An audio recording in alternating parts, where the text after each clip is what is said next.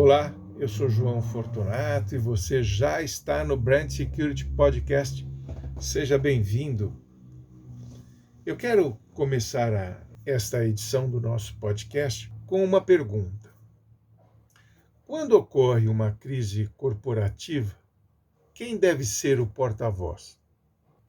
O presidente da empresa ou um diretor sênior? Não existe uma resposta única para essa questão. Os gestores de crise se dividem em dois caminhos. Existe uma ala, vamos chamá-la de mais agressiva, que entende que o porta-voz deve ser o presidente. Pela autoridade que possui, ele tem condições de responder de forma taxativa a todas as questões e dar fim o mais rápido possível à crise vigente.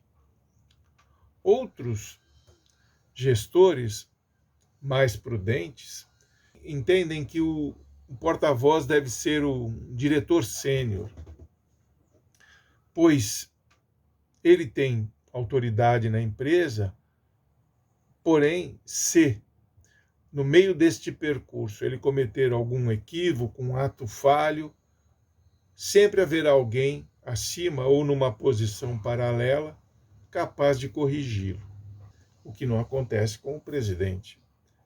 Olha, como gestor de crise que sou e que já gerenciei inúmeras crises, muitas delas gravíssimas, de ampla repercussão para empresas nacionais e multinacionais, eu entendo que a segunda via é a melhor.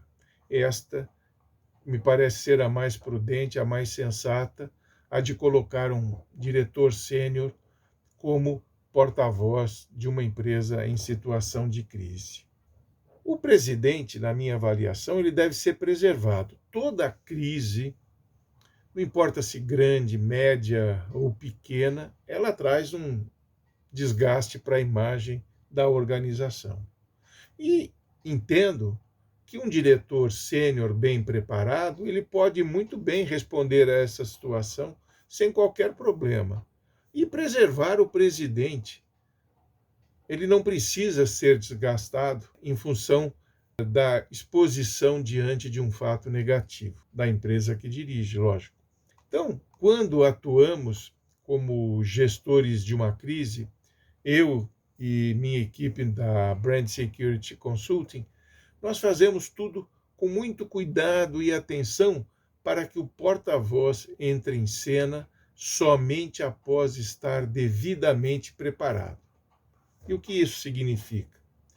Estar ciente da sua importância no papel de porta-voz naquele momento delicado para a imagem da organização.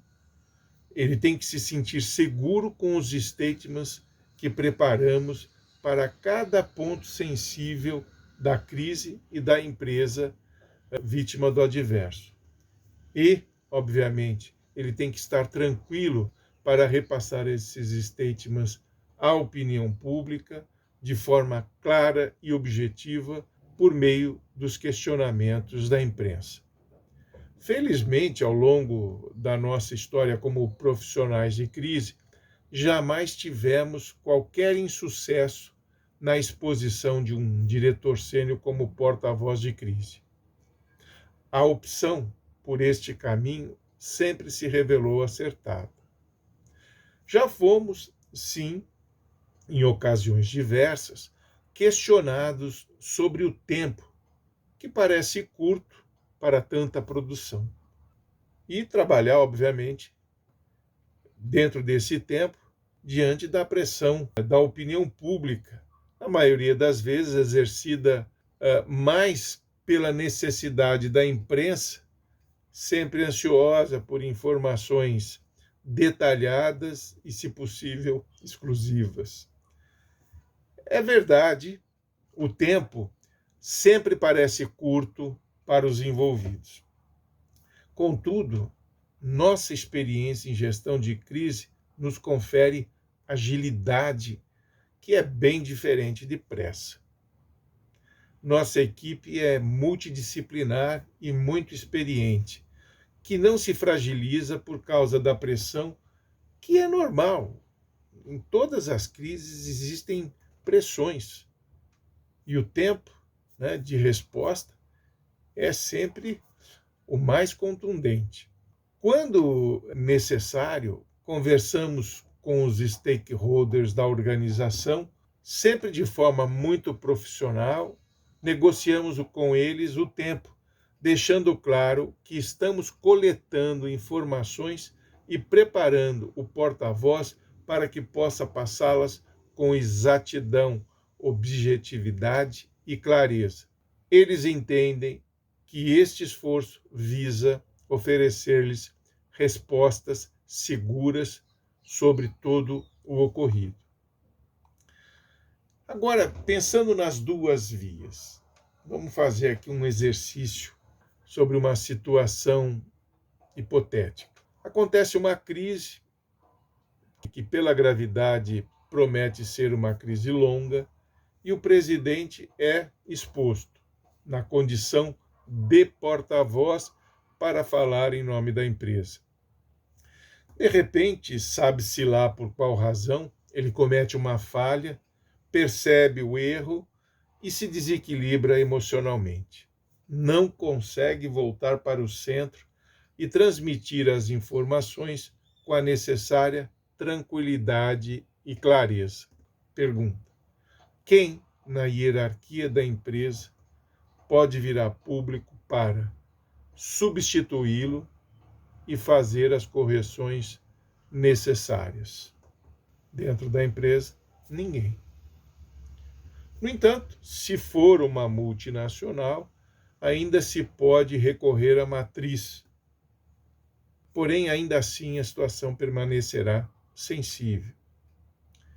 No entanto, se esta mesma situação de crise tem como porta-voz um diretor sênior e ele, por qualquer razão, comete um ato falho durante a entrevista à imprensa e agrava a situação, ele pode muito bem, sem trauma, ser substituído por outro executivo em posição hierárquica semelhante. E se estes ainda não derem certo, pode-se contar com a última cartada de autoridade, que é o presidente. Estas duas situações, felizmente, jamais aconteceram comigo ou com a nossa equipe de profissionais. Isso, claro, porque temos experiência em prevenção e gestão de crise e sempre optamos pelo caminho mais seguro, aquele que nos oferece margem de manobra se necessário. A prudência durante a gestão de crise é importante.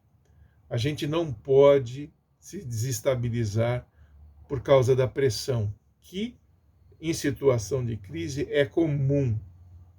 Quando trabalhamos com gestão de crise, a gente precisa ter em mente sempre que o que está em risco é o maior patrimônio da empresa, a sua imagem, a sua reputação.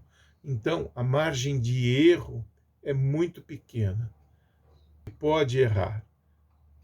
Então, por isso, é preciso gerir as situações sensíveis de eventos adversos, sempre com muito cuidado e com muita atenção. Espero que você tenha gostado da nossa dica de hoje e até a próxima edição do Brand Security Podcast.